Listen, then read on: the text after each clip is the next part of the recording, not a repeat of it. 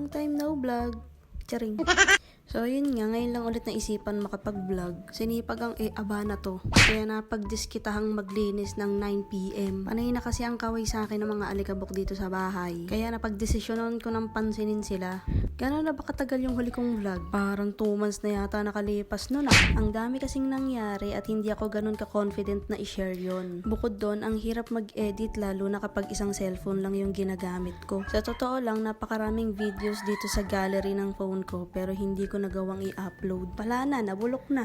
Tignan natin sa mga susunod na kabanata kung sipagin ako ulit. Diyos ko, wala pa akong 1 oras na naglilinis dyan pero ang aba, hinihingal na. Maniwala kayo sa hindi, sinisikap ko namang mag-diet. Sa katunayan nga, nabawasan na nga ako ng 2 kilo eh. Wala lang, share ko lang. Pagkatapos ko nga mag-agaw ng mga alikabok, ginamit ko na rin tong bagong bili kong map. Mura lang yan, ilalagay ko yung link sa comment section. Ang tare, may palink na ngayon. Alam niyo mga ba, hindi talaga ako araw-araw masipag. Mas madalas pa yung panahon na tamad ako kaysa sa naglilinis ako. Pero hindi ako dugyot sa bahay ah. Hindi ko lang talaga naging trip na linisin yung bagay na malinis na. Tapos lilinisin ko pa ulit. Lakas ng trip mo nun be. Minsan pa nga pinapagalitan ako ng asawa ko. Pag umuwi siya galing trabaho, tapos may aabutan siyang hugasin sa lababo. O kaya maramdaman niyang maligas-gas yung sahig, ganun. Kung makapag-inarte ka, alam mo talaga eh. Ako nga di nagre-reklamo kapag kung san-san lang niya nilalagay yung mga pinaghubaran niya. Eme, pero normal lang naman yun sa mag-asawa. As long as nagtutulungan naman, basic na lang yung mga kalat na yan. At sa mga nagtatanong nga kung anong work ko ngayon, wala po akong work. Pero naghahanap po ako online ng work from home. O sa mga may suggestion dyan, baka pwede ako mag-apply. Charot. Pero nag-online selling and affiliate naman ako. Pansamantagal, yun na lang muna.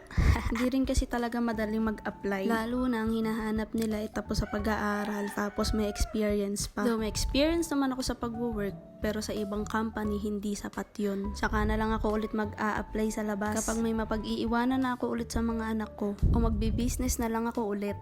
Focus na lang muna ako sa online kitaan habang ginagampanan ko yung tungkulin ko dito sa bahay at naaalagaan ko pa yung mga anak ko ng maayos. Yung nandito pa nga lang ako sa bahay, ang dungis na. Paano pa kaya pag wala ako, diba? Palambing naman ang aba na to. Pa-like, pa-share, and pa-follow na rin. Dahil sa mga susunod na videos na i-upload ko, magpapa-Gcash giveaway po ako. Huy, huwag kayong mag-expect ng malaki. Mahirap lang ako. Hanap din tayo ng gamit na pwede kong ipag-giveaway. Huwag mag-inarte ha. Wala namang sapilitan to. Ano lang makayanan, yun na yun. Hanggang dito na lang muna ulit. Maraming salamat sa panonood.